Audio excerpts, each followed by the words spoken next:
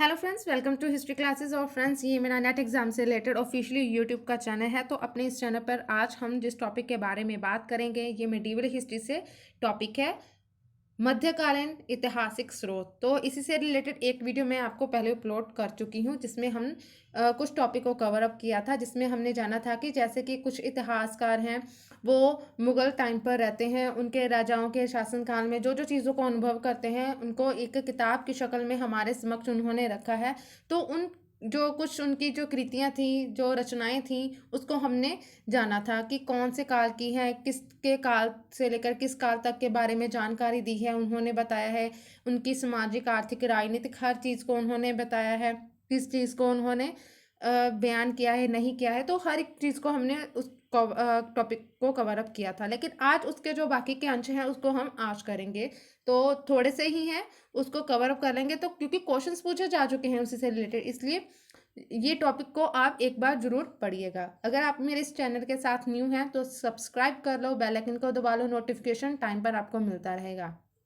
इसके अलावा अगर आप और मटेरियल देखना चाहते हो तो आप प्लीज़ मुझे अन अकेडमी पर फॉलो जरूर कीजिए। एक बार जाकर वहाँ पर आप मेरे कोर्सेज को देखिए, कंटेंट अवेलेबल है, एमसीक्यू सीरीज़ भी प्रोवाइड करवाई हुई है, डिटेल्स में टॉपिक भी दिए हुए हैं तीनों टर्म में से।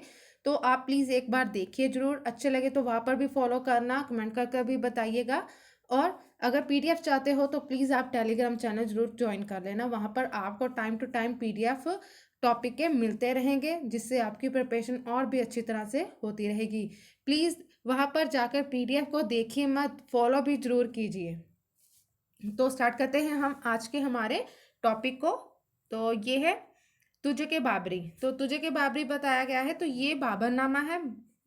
तो ये बाबर की कह लो कि आत्मकथा है।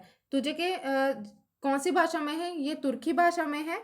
और मुगल काल के दौरान कई लेखकों ने इस किताब का बाद में फारसी में अनुवाद भी किया था। तो बाबर की रचना है, तो तुर्की भाषा में थी पहले, बाद में इसका फारसी में अनुवाद हुआ, और कई और बाद में यूरोपियन भाषाओं में इसका अनुवादित किया गया था। तो इन आगे चलकर कई और भाषाओं में ये अनुवादित है, मिलती है। तो तुझे के बाबरी में जो क्या है, इतिहासकारों ने वास्तविक इतिहास का एकमात्र स्रोत कहा गया है कि वास्तविक जो जो चीज़ें थी उस चीज़ को ही हूबहू वैसे ही बयान किया गया है। कुछ तथ्यों को तोड़ा मरोड़ा नहीं गया है, जब कुछ सच्चाई को जो ट्रुथ है उसको छुपाया नहीं गया है।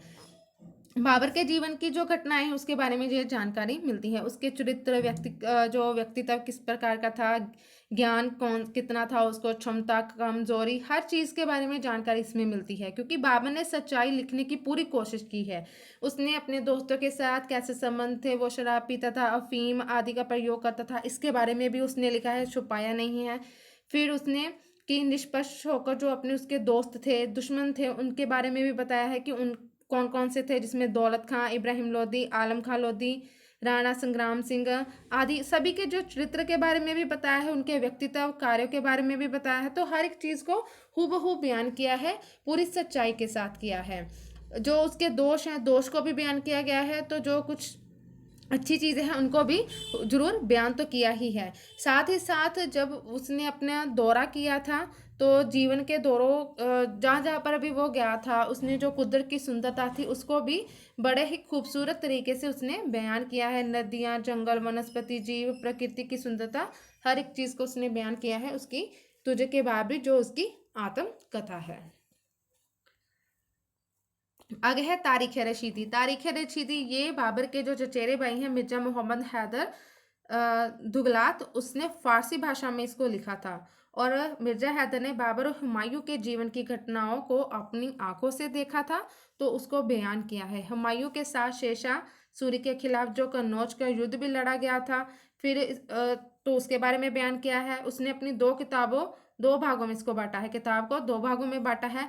पहला भाग जो था वो 1347 से 1553 तक था, जिसमें मुगल सम्राट का इतिहास का लेखक, और दूसरा भाग जो था वो 1541 से जीवन की घटनाएं, उनके बारे में जो जानकारी है वो मिलती है। तो दूसरा भाग ज़्यादा इंपॉर्टेंट था, क्योंकि पहले भाग में जो उसने सिर्फ मुगल सम्राट का जो इतिहास, कौन कौन सा मुगल सम्राट था, कब आया था, उसके बारे में है। लेकिन जब उसके जीवन की जो घटनाएं हैं उसके बारे में बताया कि उसके जीवन में कौन सी लड़ाइयाँ लड़ी गई, उसका जीवन किस प्रकार का था, तो वो डिटेल्स में बताया गया, तो वो ज़्यादा इंपॉर्टेंट है। तो जो 1541 में था। तारीख रशीदी जो बाबर का चचेरा भाई था मिर्जा मोहम्मद हैदर दुगलात, उसके द्वारा लिखा गया था।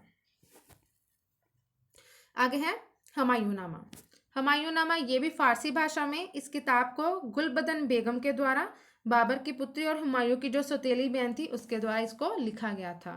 तो गुलबदन बेगम कौन थी? बाबर की पुत्री थी और हुमायूं की सौतेली बहन, तो उसके द्वारा ये लिखा गया था हुमायूंनामा।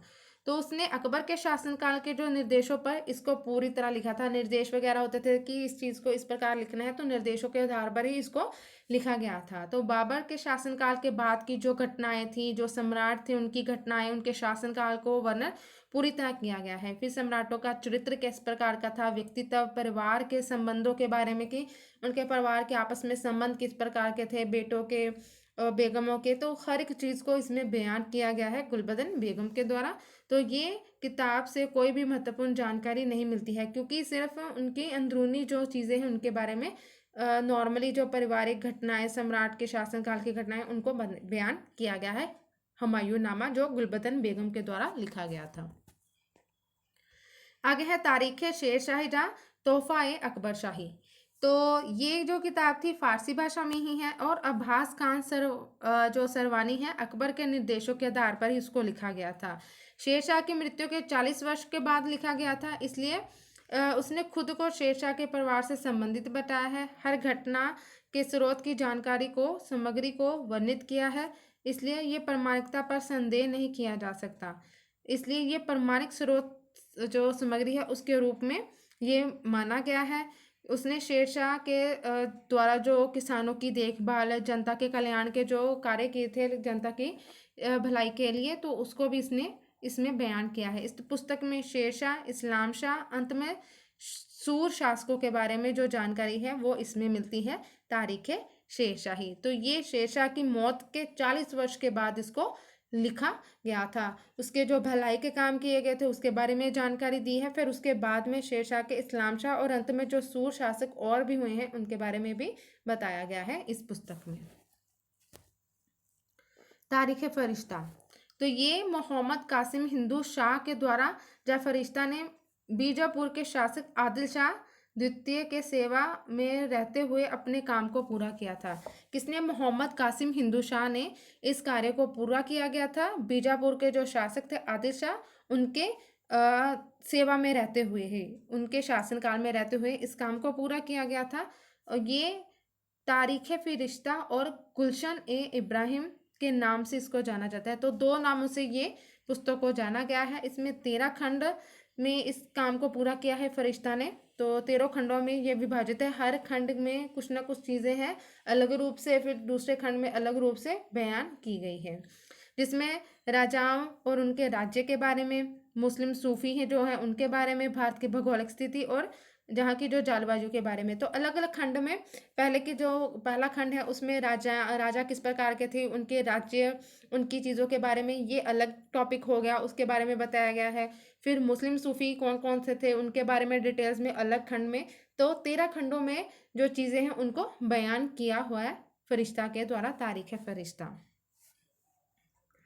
आगे है अकबरनामा। तो ये अबुल फजल के द्वारा लिखा गया है फारसी भाषा में, तो ये इंपॉर्टेंट है। तो अबुल फजल के द्वारा इसको लिखा गया है। पहले भाग में जो मुगल हैं उनके इतिहास के बारे में, तैमूर से लेकर हुमायूं के शासनकाल तक। दूसरे और तीसरे में 1602 तक के अकबर के शासनकाल के बारे में उल्लेख किया गया है।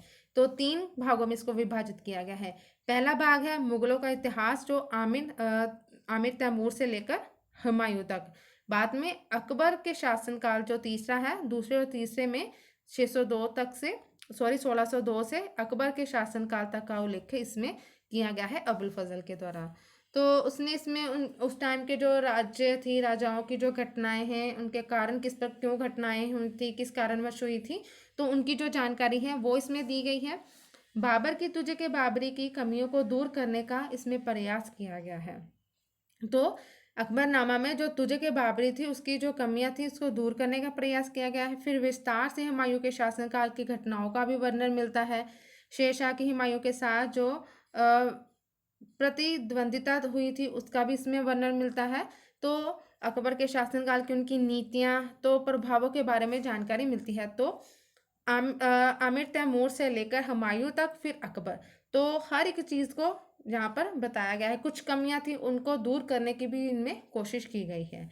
अकबरनामा मुगल इतिहास को जानने का एक महत्वपूर्ण और विश्वसनीय स्रोत है। तो बाबर हुमायूं विशेष रूप से अकबर की महिमा का भी इसमें वर्णन मिलता है। तो तीसरे भाग को आईने अकबरी के नाम से भी जाना जाता है।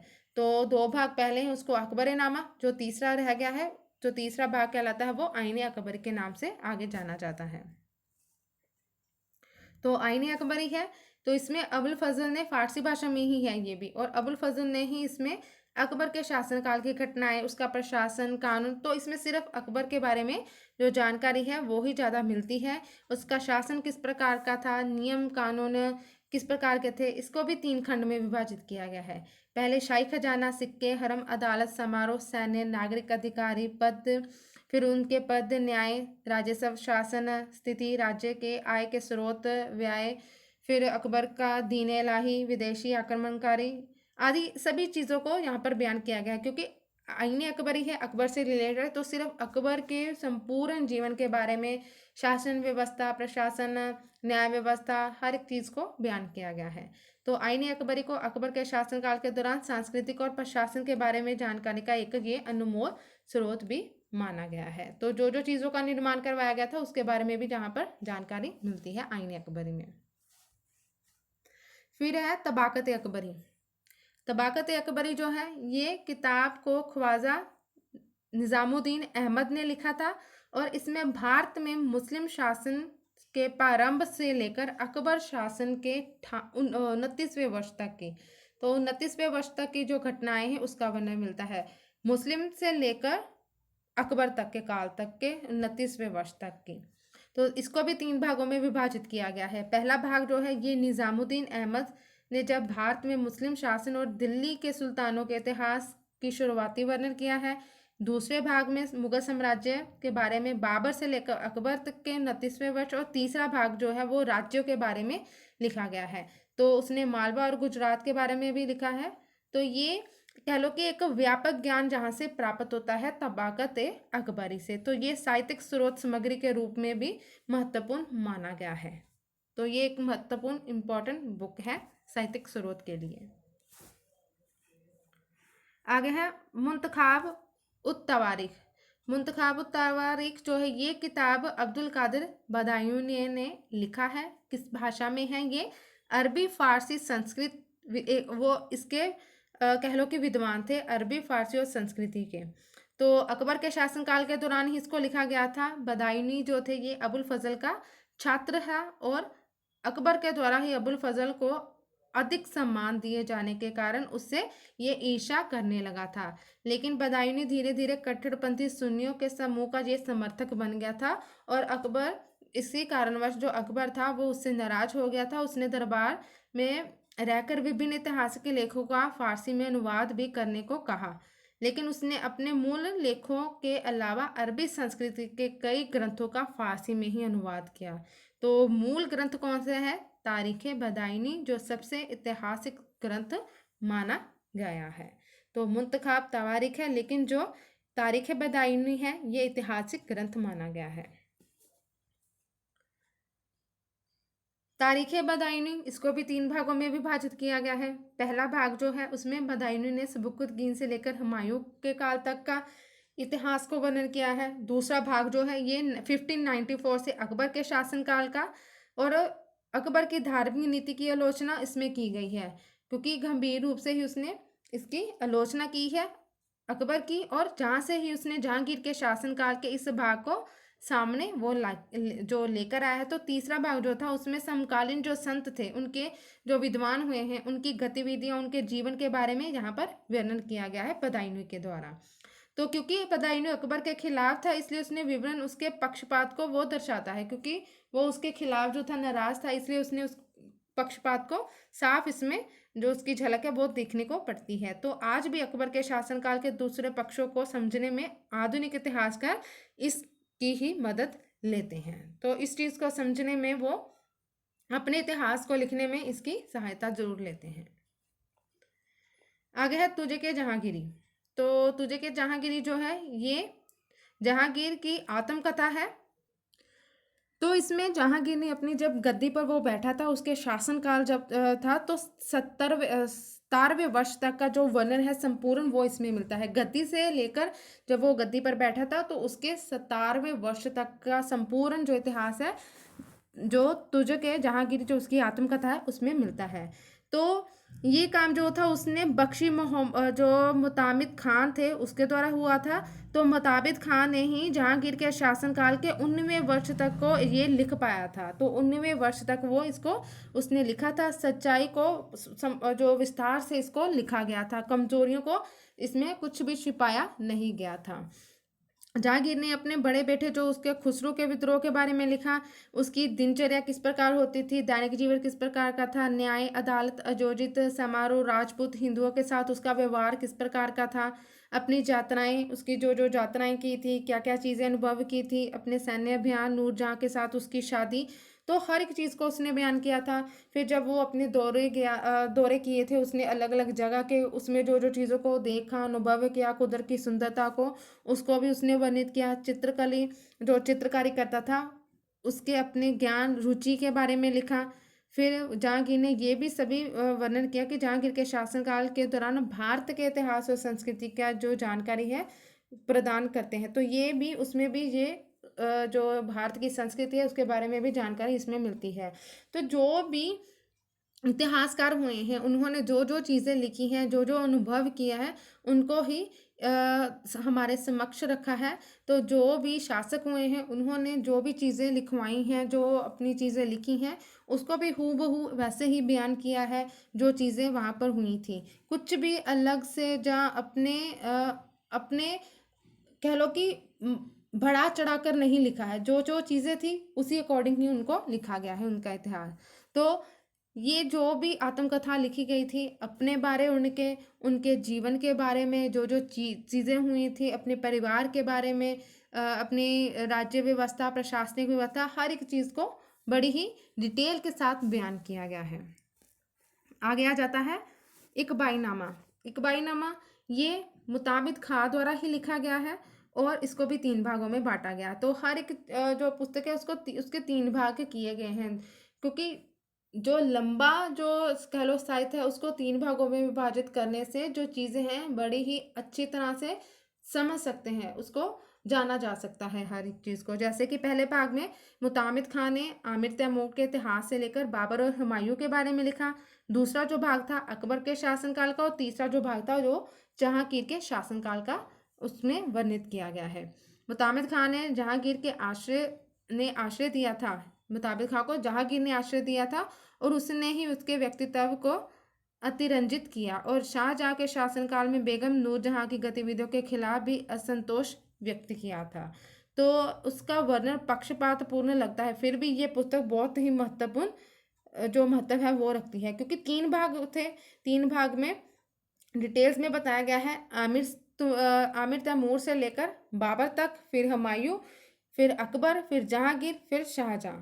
तो कितने शासकाल जो शासक हुए हैं उनके शासनकाल के बारे में इसमें वर्णित है। तो ये एक पक्षपात तो लगता ही है कि इसमें पक्षपात किया गया है, लेकिन फिर भी ये जो पुस्तक है ये महत्वपूर्ण स्रोत जो अपनी जगह वो रखती है।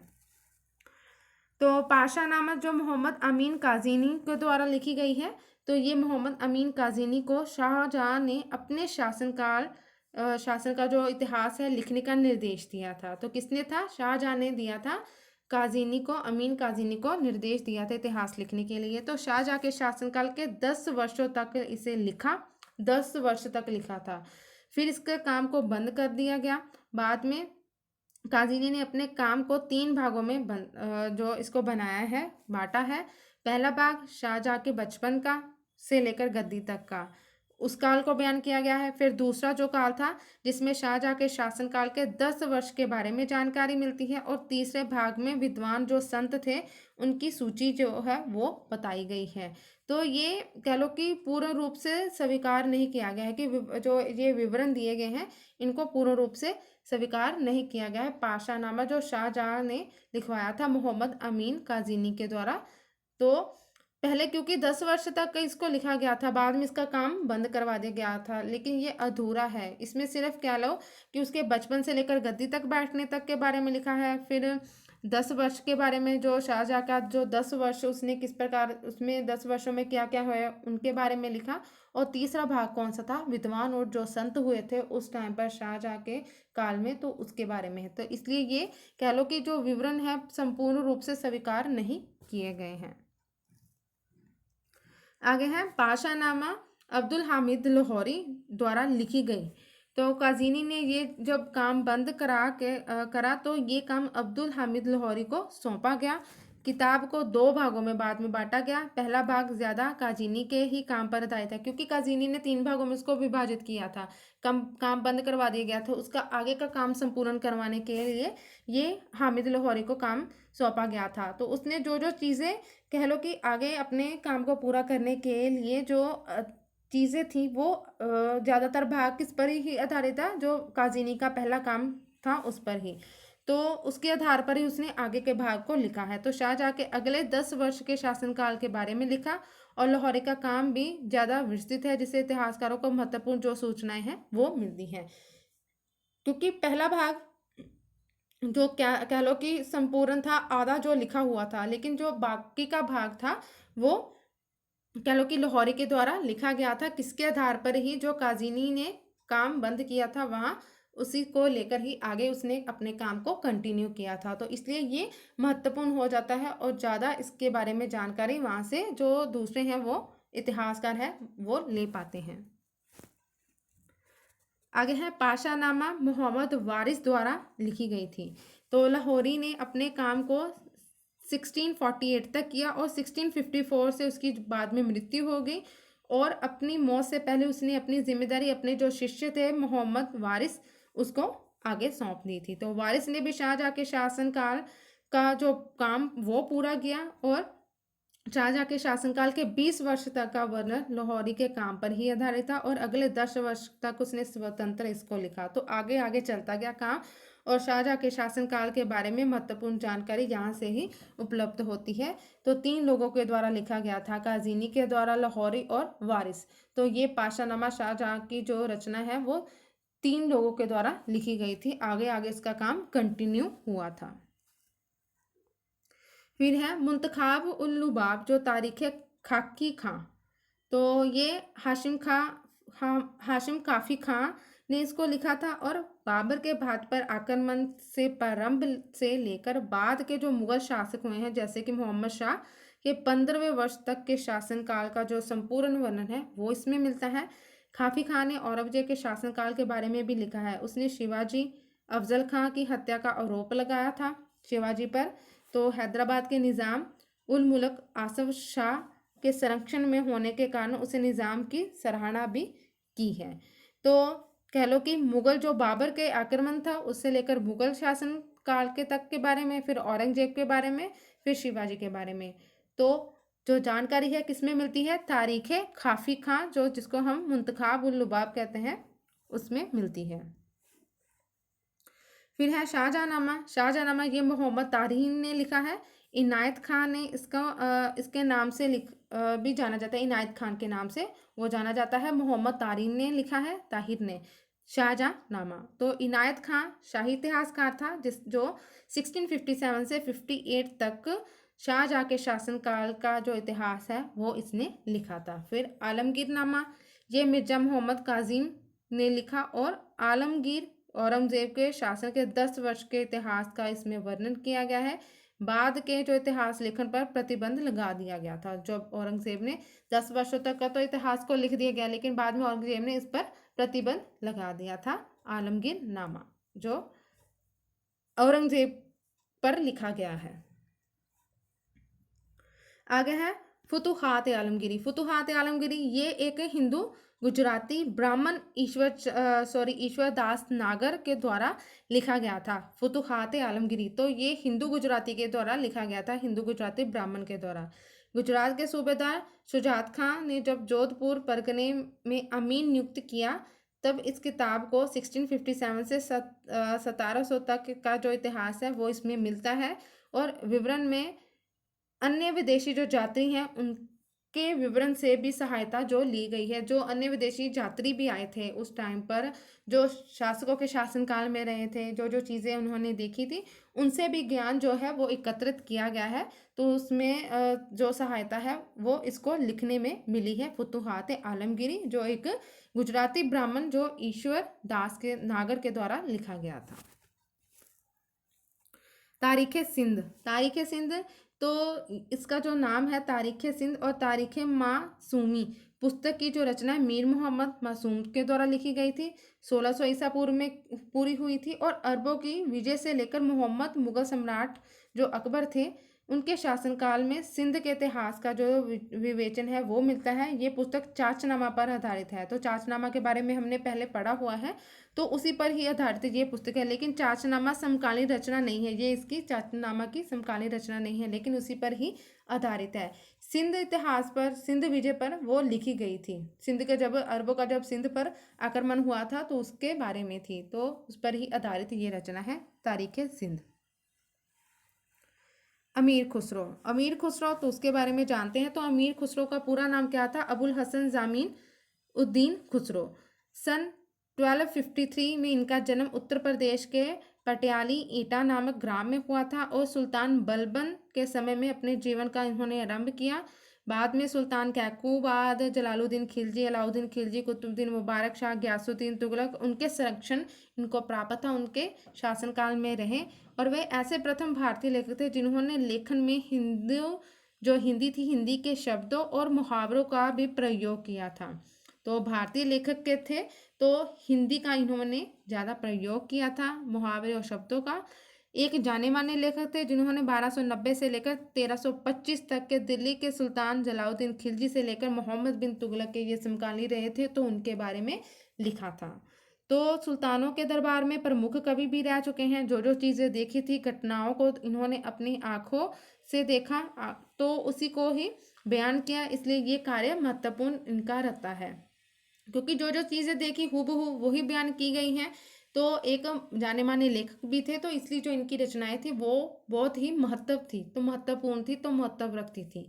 इसलिए अमीर खुसरो ने कहा है कि शतरंज का आविष्कार भी भारत में ही हुआ है। तो किसने कहा था? अमीर खुसरो ने। तो अमीर खुसरो के जो कुछ अन्य जो ग्रंथ हैं जिसके बारे में जो कुछ अन्य रचनाएं हैं वो इस प्रकार है, जिसमें कि मजनू लैला है, शरीन खुसरो, हसन बहशत, तारीख़ दिल्ली, मतला उल अनवर, अफजल व कवायद जा एजाज खुसरबी। जो ये कुछ जो उनकी अन्य जो ग्रंथ कह लो, रचनाएं कह लो, तो वो इस प्रकार हैं। इसमें राजकीय पत्रों का संकलन मिलता है। तो जो राजकीय पत्र थे उनके बारे में उनका जो संकलन है, जानकारी है, वो इनमें मिलती है उनकी रचनाओं में। तो ये थे अमीर खुसरो के बारे में।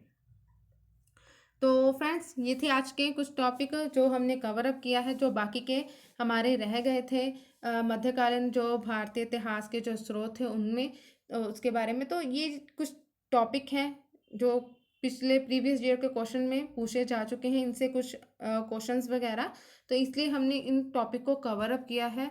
चीज़ों को याद रखिए कि जो जो पुस्तकें हैं किसके द्वारा लिखी गई थी, किस भाषा में थी और किस के काल के बारे में जो जानकारी है वो दी गई है। तो क्योंकि हर एक जो शासक हुआ है उसके बारे में राजनीति, प्रशासनिक, ये जो चीज़ें तो आम नॉर्मल ही है।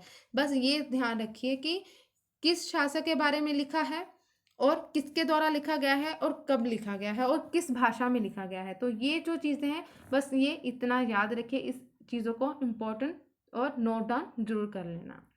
तो फ्रेंड्स, अगर आपको अच्छे लगे लेसन्स तो लाइक करना, शेयर करना, कमेंट कर भी ज़रूर बताइएगा। सब्सक्राइब कर लेना और अनअकैडमी पर फॉलो भी ज़रूर कीजिएगा। और वीडियो देखने के लिए आप सभी का थैंक यू।